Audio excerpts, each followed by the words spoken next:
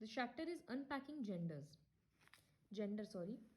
तो male female word से हम लोग बहुत ज़्यादा ये कर लेते हैं डिफ्रेंशिएट कि मेल है तो टॉयज से खेलेगा, डॉक्टर इंजीनियर बनेगा, ब्लू कलर पसंद करेगा, इस तरह से। और फीमेल्स के लिए होता है कि पिंक कलर चूज करेगी, the girl will choose pink colour and she'll do house hold works and everything. तो हम लोग बचपन से ही बॉयज और गर्ल्स में डिफ्रेंशिएट करते हैं और रोल्स असाइन कर देते हैं, और बोला जाता है कि females are the weaker sex. और बचपन से ही सिखाया जाता है कि तुम लोग डर के रहना, कम बोलना। लड़कों को बोला जाता है बॉयज डोंट क्राई। फिर बॉयज को खेलने के लिए गन्स और कार्स दिया जाता है और गर्ल्स को खेलने के लिए सिर्फ डॉल्स और प्ले हाउसेस एंड ऑल। तो ये बचपन से ही सिखाया जा रहा है, और कोई भी सिस्टम को ब्रेक करता है तो फिर वो बच्चों को गलत बता दिया जाता है। तो ये जो स्टीरियोटाइपिंग है, दिस इज स्टीरियोटाइपिंग, कि ये इंसान या मेल है तो ऐसा ही काम करना पड़ेगा, मेल है तो फिजिकल स्ट्रेंथ ज़्यादा होगा, ज़्यादा इंपॉर्टेंस मिलेगा। ये स्टीरियोटाइपिंग बहुत नेगेटिव होता है सोसाइटी के लिए, क्योंकि इससे डिस्क्रिमिनेशन क्रिएट होता है। It is prejudiced, irrational and based on fear of what is different. Prejudice मतलब हम लोगों का पहले का ही सोचा हुआ कंसेप्ट है, उसके बेसिस पे हम लोग अपना डिसीजंस लेते हैं। तो इसको चेंज करना बहुत ज़रूरी है। आज की सोसाइटी में विमेन बहुत आगे बढ़ी हुई है, लेकिन फिर भी male domination is very common. तो इंडिया को ट्रूली डेमोक्रेटिक बनाना है, सोसाइटी को फॉरवर्ड करना है, तो ये जेंडर इनइक्वालिटी को हटाना पड़ेगा। जैसे कभी कभी क्या होता है, विमेन मेन से ज़्यादा हार्ड वर्क करती है। अब जैसे ये एक विमेन है, कंस्ट्रक्शन साइट पे काम कर रही है, तो ये अपने बच्चे के साथ कर रही है। You can only imagine the condition, she is taking bricks even while carrying her child. अगर ये इसी के बदले इसका हस्बैंड काम करता तो वो सिर्फ कंस्ट्रक्शन में काम करता, वो अपने घर का जिम्मेदारी नहीं लेता। तो इस तरह का सिचुएशन रूरल एरियाज में बहुत कॉमन है। वहां पर अगर मेन सिटी में चले जाते हैं काम करने के लिए या आसपास के जगह में, तो विमेन फार्म भी संभालती है, घर का काम भी करती है, अपना बच्चों को भी संभालती है, फिर कैटल का ध्यान रखना, ये सब कुछ करती है। थोड़ा बहुत हैंडीक्राफ्ट, बास्केट मेकिंग, ये सब सारा काम करती है। तो ये एंडलेस वर्क है, और फिर भी उसका काम को कोई अप्रिसिएशन नहीं मिलता। Domestic maids in big cities also work very hard, और वो लोग अनहाइजीनिक कंडीशन में काम करती है, and they lead a life without dignity. वो लोग अपने घर का भी सारा काम करती है, दूसरों के घर में जाकर भी करती है, और बच्चों का भी काम करती है। लेकिन उनके हस्बैंड जो बाहर काम करते हैं वो सिर्फ बाहर ही काम करते हैं, वो लोग घर का देख रेख नहीं कर रहे हैं। फिर भी विमेन को रुपया कम मिलता है। तो ये एक बहुत मेजर ड्रॉबैक है, and this is the need of the hour to eliminate gender inequality.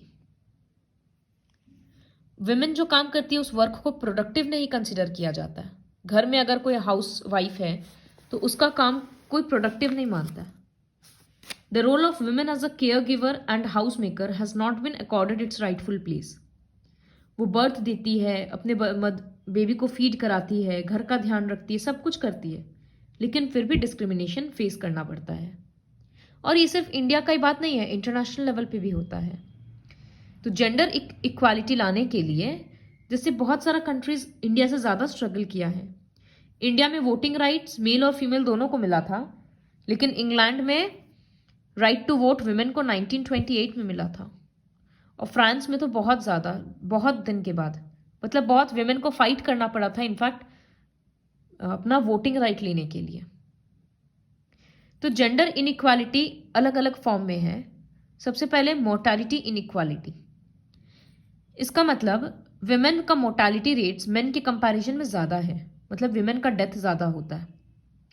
नटालिटी inequality, male dominated society है तो सबको बॉयज़ चाहिए, तो वो लोग सेक्स डिटर्मिनेशन अगर हो जाता है टेस्ट और पता चलता है फीटस यानी कि बेबी फीमेल है, तो बहुत लोग एबॉर्शन करा देते हैं। इसी को नटालिटी इनइक्वालिटी बोलते हैं। तो इसके कारण भी फीमेल्स में डिफ्रेंसिएशन हो रहा है। बेसिक फैसिलिटी इनइक्वालिटी, मतलब जो बेसिक फैसिलिटीज़ है एजुकेशन का, हाइजीन का, इन सब का, ये सब बॉयज़ को ज़्यादा दिया जाता है गर्ल्स के कंपैरिजन में। हर घर में नहीं होता, हर जगह नहीं होता, लेकिन बहुत जगह होता है। स्पेशल अपॉर्चुनिटी इनइक्वालिटी, विमेन को हायर एजुकेशन का या प्रोफेशनल ट्रेनिंग का अपॉर्चुनिटी कम मिलता है यंग मैन के कंपैरिजन में। यंग मैन को अपने घर का लड़का लोग को सब बोलता है बाहर जाकर पढ़ो, बाहर ट्रेनिंग लो, ये सब। फीमेल को जल्दी से कोई नहीं भेजता है। उन लोगों का रहता है कि ठीक है एक लेवल पर पढ़ लो, उसके बाद शादी करो। प्रोफेशनल इनइक्वालिटी, मेन को ज़्यादा प्रमोशन मिलता है, ज़्यादा सैलरी मिलता है। ओनरशिप इनइक्वालिटी, बहुत सारा घर का ऐसा एसेट्स होता है, लैंड है या कोई घर का एक्सपेंसिव सामान है, वो सारा घर के मेल के नाम पर होता है, तो विमेन का क्लेम नहीं रहता प्रॉपर्टी पे। हाउस होल्ड इनइक्वालिटी, सारा चाइल्ड केयर का काम और हाउस वर्क काम सारा विमेन का होता है। तो विमेन पे जो डिस्क्रिमिनेशन है विमेन के साथ, वो इतने सारे अलग अलग फॉर्म्स में है। इसको चेंज कैसे कर सकते हैं? Only with the help of education. पहले का सोसाइटी ऐसा नहीं था। अर्ली वैदिक पीरियड में अगर हम लोग देखेंगे तो वहां पर विमेन को बहुत रेस्पेक्ट मिलता था, लेकिन बाद में धीरे धीरे ये सब चीज चेंज होने लगा। पहले की बहुत फेमस विमेन फिलोसोफर्स थी, सोशल रिफॉर्मर्स थी, लेकिन फिर सिचुएशन धीरे धीरे चेंज होता गया। अब एजुकेशन से काफ़ी चेंजेस आ रहा है, जैसे इस तरह का कैंपेन वगैरह भी है जहाँ पर टैक्सी ड्राइवर्स विमेन है सारी, आर्मी ऑफिसर्स विमेन है, बहुत सारा ऐसा सोशल एक्टिविस्ट लोग गवर्नमेंट के अगेंस्ट करते हैं, रैली निकालते हैं, अवेयरनेस क्रिएट करते हैं। पॉलिटिक्स में, फैशन में, हर जगह पे विमेन अभी भी आ रही है आगे। एजुकेशन से विमेन को पावर मिलता है, जिससे उसको उसके सोसाइटी का राइटफुल प्लेस मिलेगा। एजुकेशन के हेल्प से विमेन अपना पोटेंशियल पहचानती है कि हाँ हम भी ये काम कर सकते हैं। दिल्ली टूरिज्म स्टार्ट किया प्रोजेक्ट प्रियादर्शनी, जहां पर विमेन कैब ड्राइवर्स को हायर किया जाता है कि वो लोग दिल्ली में टूरिस्ट को घुमाएं। ये इनक्रेडिबल इंडिया का एक कैंपेन का पार्ट है। इंटरनेशनल वुमेन्स डे 8 मार्च को सेलिब्रेट किया जाता है। ये ऐसे ही एक एग्जाम्पल है which you can read on your own. This is a story. So why is there a need of gender equality? Gender equality बहुत ज़्यादा ज़रूरी है ताकि सब अपना रिस्पॉन्सिबिलिटीज़ इक्वली शेयर करें और मेल फीमेल के बीच एक हार्मोनियस पार्टनरशिप बने। सबको समझ में आए कि आगे बढ़ना है तो दोनों को पावर और रिस्पॉन्सिबिलिटी शेयर करना पड़ेगा, तो हर जगह पे एक हार्मनी क्रिएट रहेगा, घर में भी, वर्क प्लेस में भी, कंट्री में भी और पूरे वर्ल्ड में भी।